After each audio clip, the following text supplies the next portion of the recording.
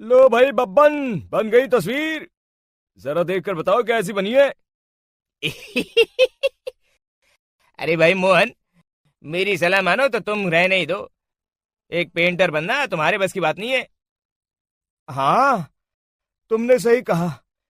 मुझे भी कुछ ऐसा लगता है। खैर, आज शाम की गाड़ी से मैं शहर वापस जा रहा हूँ। कुछ जरूरी काम आ गया है।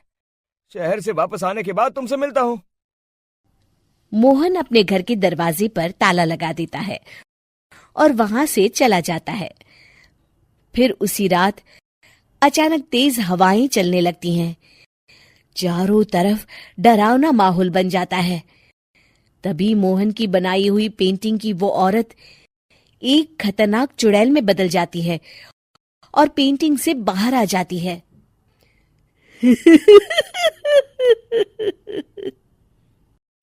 चुड़ैल घर के बाहर चली जाती है। वहीं दूसरी तरफ दो चोर लाला सुखीराम के घर से चोरी करके भाग रहे होते हैं। दोनों भागते भागते गांव के चौराहे के पास पहुंच जाते हैं। तभी अचानक वो चुड़ैल उन दोनों के सामने आ जाती है।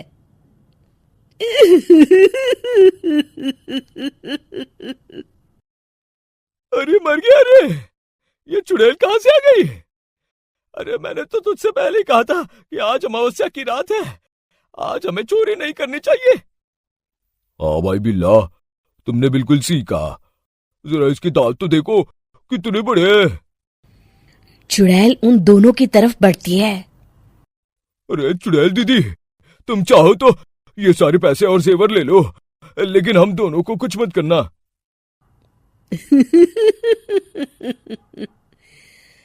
पैसे और जेवर के लालच में तुम इंसान बिकते हो, हम चुड़ैल नहीं। तभी चुड़ैल उन दोनों चोरों को पुतले बना देती है।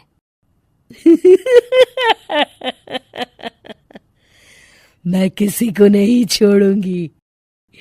अब कोई मुझसे नहीं बच सकता।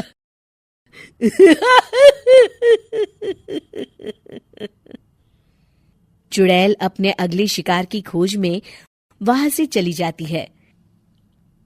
गांव की दूसरी ओर जाने पर चुड़ैल को हरिया, बिरजू और बब्बन दिखाई देते हैं। आज संडे है, आज कपिल शर्मा शो देखने का दिन है। जोर से बोलो।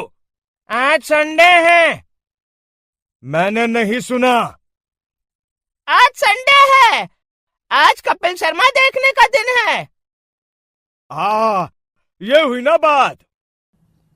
अरे ये कपिल शर्मा कौन है जो ये लोग उसे देखने के लिए इतने उतावले हुए जा रहे हैं?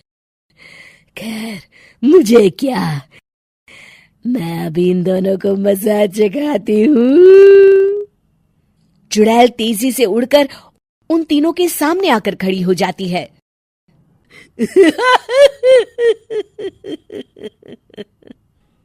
कपिल शर्मा शो बाद में देखना, पहले मुझे देख लो। बब्बन चुड़ैल को देखते ही पहचान जाता है। अरे ये तो तस्वीर वाली औरत के जैसी दिख रही है। मुझे अभी नहीं मरना है। अरे भागो रे! तीनों वहां से भाग खड़े होते हैं। बब्बन तो किसी तरह अपनी जान बचाकर वहां से भाग जाता है, लेकिन हरिया और बिरजू को चुड़ैल पकड़ लेती है और उन्हें पुतला बना देती है। फिर चुड़ैल बब्बन को पकड़ने के लिए उसका पीछा करती है, लेकिन बब्बन उसे कहीं नहीं दिखाई देता। अरे वो मोटा तो बड़ा तेज भागता है, शायद उस तरफ गया होगा। बब्बन एक दीवार के पीछे छुपकर बैठ जाता है और चुड़ैल उसके सामने से आगे निकल जाती है। बाल बाल बच गया। अगली सुबह बब्बन सभी गांव वालों को सारी बात बता देता है।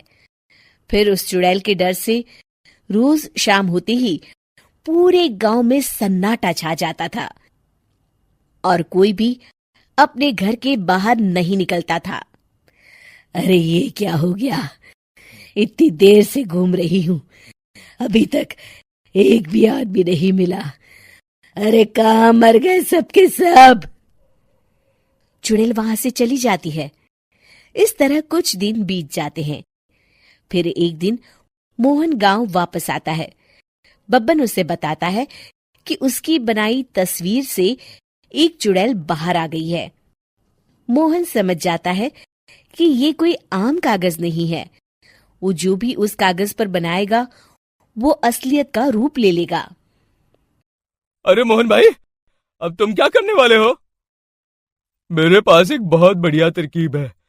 मैं इस कागज पर उस चुड़ैल की एक ऐसी तस्वीर बनाऊंगा जिसमें वो तपती धूप के नीचे खड़ी दिखाई देगी, और फिर जैसे ही सवेरा होगा वो चुड़ैल इस कागज से निकलकर बाहर चली जाएगी और सूरज की तेज धूप में जलकर राख हो जाएंगी।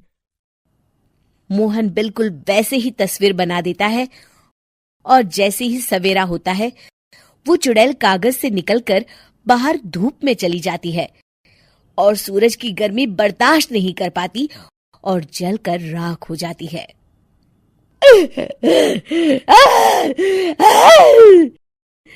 ये मुझे क्या हो रहा है?